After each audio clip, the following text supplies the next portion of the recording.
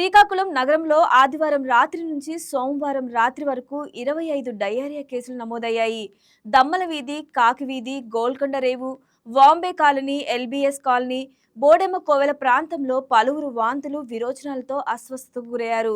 కొందరు ఆసుపత్రిలో చేరారు. విషయం తెలుసుకున్న కలెక్టర్ స్వప్నిల్ దినకర్, పుట్కర్ ఆయా వీధులను సందర్శించారు. బాధితుల ఆరోగ్య పరిస్థితిని గురించి అడిగి తెలుసుకున్నారు. మెరుగైన వైద్యం కోసం వారిని ప్రైవేటు ఆసుపత్రులకు తరలిస్తామన్నారు. కొంతమందికి వీధుల్లోనే రిక్షాలు, అంబులెన్సులు డిఎంహెచ్ఓ కె అనిత ఆధ్వర్యంలో వైద్య సేవలు అందించారు. మరోవైపు డయేరియా లక్షణాలతో బాధపడుతున్న ప్రాంతాల్లో కార్మికులు పారిశుద్ధ్య పనులు చేపట్టారు. కుళాయి నుంచి సరఫరా అయిన నీరు వారు తినే ఆహారంలో ఏమైనా కారణం కావచ్చని అధికారులు భావిస్తున్నారు. జిల్లా కేంద్రంలో నెలకొన్న పరిస్థితిపై కేంద్ర రాష్ట్ర మంత్రులు కింజరాపు రామ్మోహన్ నాయుడు, అచ్చెం నాయుడు, ఎమ్మెల్యే గొండు శంకర్ కలెక్టర్తో మాట్లాడి వివరాలు తెలుసుకున్నారు. సోమవారం రాత్రి అంతా వైద్య ఆరోగ్య శాఖ, మున్సిపల్ సిబ్బందిని ఆయా వీధుల్లోనే ఉండాలని ఆదేశించారు. డయేరియా లక్షణాలతో బాధపడుతున్న ప్రాంతం నుంచి మరిన్ని వివరాలు శ్రీకాకుళం మా స్పెషల్ కరెస్పాండెంట్ పురుషోత్తం రాంబాబు అందిస్తారు. అయితే మాత్రం డయేరియా కలకలం రేపిందని చెప్పాలి. ఈ నేపథ్యంలో చూసుకున్నట్లయితే శ్రీకాకుళం మున్సిపాలిటీలో ఉన్నటువంటి ఏదైతే దమ్ములు వీధి, అదేవిధంగా బోడెమ్మ కాలనీతో పాటు సొరంగడాల వీధిలో మాత్రం ఈ డయేరియా లక్షణాలు కనిపిస్తూ అదే ఇప్పటికి 27 మంది అయితే ఈ డయేరియా లక్షణాలతో బాధపడుతున్నారు. వీళ్ళకైతే మాత్రం శ్రీకాకుళం జిల్లాలో ఉన్నటువంటి ఈ ప్రభుత్వ హాస్పిటల్తో పాటు ఇక్కడ ఉన్నటువంటి ప్రజా వైద్యశాలలో ఉన్నటువంటి కొన్ని దగ్గర మాత్రం వైద్యం అందించే పరిస్థితి కనిపిస్తుంది. ఈ నేపథ్యంలో అసలు ఈ డయేరియా లక్షణాలు ఉన్నట్టుగా ఎందుకు బయటకు వచ్చింది, అసలు వీళ్ళు ఏ విధంగా ఈ డయేరియా బారిన పడాలనే విషయం పని అయితే మాత్రం ఇక్కడ ఉన్నటువంటి కొంతమంది సభ్యులు ఆరోపించారు. అదేవిధంగా ఇక్కడ ఎందుకు ఈ 3 రోజులుగా ముఖ్యంగా కారణాలు ఎలా కనిపిస్తున్నాయి అంటే యాక్చువల్గా చెప్పలేను సార్. ఎందుకంటే పేషెంట్ రకరకాల మా దగ్గర వచ్చినప్పుడు రకరకాల కంప్లైంట్ చెప్తున్నారు. అంటే ఫుడ్ వల్ల రావచ్చు, వాటర్ వల్ల రావచ్చు చెప్తున్నారు అనమాట. ఆ విధంగా వచ్చిన ఫుల్ మనకు వచ్చిన పేషెంట్ కూడా డిహైడ్రేషన్ వస్తుంటారు. డిహైడ్రేషన్ పూర్తి బీపీ పల్స్ లేకుండా వస్తుంటారు అనమాట. పూర్తి వాటర్ మోషన్ అనమాట. అలాగే అదేవిధంగా వామిటింగ్ కూడా వాటర్ లాగా వస్తుంది. ఆ విధంగా మన ట్రీట్మెంట్ ఇమీడియట్గా మనం చెప్పగానే మున్సిపల్ యంత్రాంగం చాలా బాగా సహకరించి ఇమీడియట్గా కలెక్టర్ గారు చెప్పడం, ఎంఆర్ఓ చెప్పడం, మున్సిపల్ హెల్త్ చెప్పడం, వాళ్ళు వచ్చి కార్యక్రమం దగ్గర నుంచి చేయించారు. ఈరోజు కూడా ప్రతి క్షణం కూడా వాళ్ళు ప్రతి కలెక్టర్ గారు మార్నింగ్ వచ్చి అన్ని ప్రతి వార్డు ప్రతి వీధి ఆయన టచ్ చేసి వచ్చారనమాట.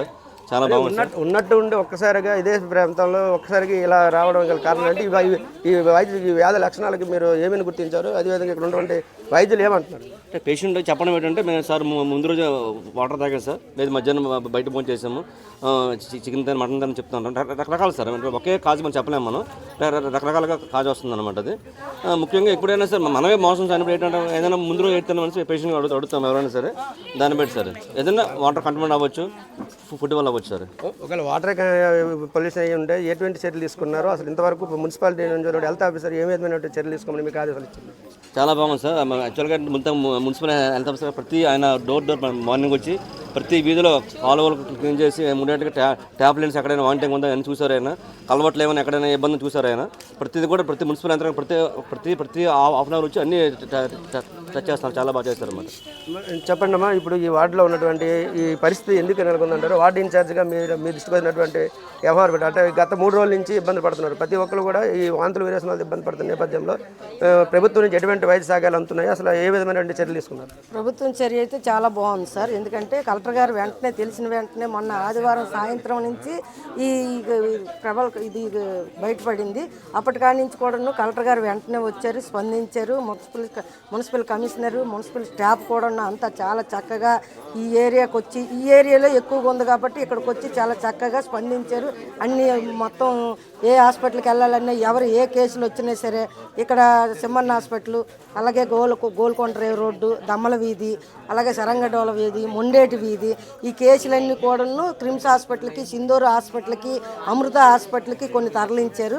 అక్కడ కూడా వెళ్ళిన తర్వాత చాలా బాగున్నారు, కొంచెం పర్వాలేదు, కోలుకున్నారు. ప్రస్తుతం ఎంతమంది ఈ డయేరియా లక్షణాలతో బాధపడుతున్నారు, ఎంతమందిని గుర్తించారు? వీళ్ళందరికీ ఎటువంటి వైద్యం అందుతుంది? ఎక్కడెక్కడ వీళ్ళందరికీ పునరావాస కేంద్రాలు ఏర్పాటు చేసి వైద్యం అందిస్తున్నారు? ఇప్పుడు హాస్పిటల్లోనైతే సింహన్న హాస్పిటల్, అమృత హాస్పిటల్, క్రిమ్స్ హాస్పిటల్కి ఎక్కువగా తరలించారు. సింధూర హాస్పిటల్లో కొంతమంది ఉన్నారు. ఉన్నటువంటి ఈ 4 ప్రాంతాల్లో మున్సిపాలిటీ పరిధికి సంబంధించి అయితే మాత్రం ఈ డయేరియా లక్షణాలు కనబడ్డాయి. ఇప్పటికీ ప్రజెంట్ ఒక 27 నుంచి 30 మంది ఏదైతే ఈ డయేరియా బారిన పడినటువంటి బాధితులు ఉన్నారో వీళ్ళందరికీ కూడా ఒక సురక్షితమైన వైద్యాన్ని అందిస్తామని చెప్తున్నారు. శ్రీకాకుళంలో ఉన్నటువంటి ప్రముఖ హాస్పిటల్స్లో కూడా వీళ్ళందరికీ తరలించి వాళ్ళు ప్రత్యేకమైనటువంటి వార్డు ఏర్పాటు చేసే మాత్రం ఈ లక్షణాలకు చికిత్స చేస్తున్నటువంటి పరిస్థితి. ఈ నేపథ్యంలో గత 3 రోజులుగా ఈ ఏరియాలో పడుతున్నటువంటి ఇబ్బందులతో పాటు ఈ డయేరియా లక్షణాలతో బాధపడుతున్న మొట్టమొదటి గుర్తించే వాళ్ళకు తక్షణ వైద్య సదుపాయాలు అందించినటువంటి ఇక్కడ ఉన్నటువంటి సిమ్మన్న డాక్టర్ గారు ఉన్నారు.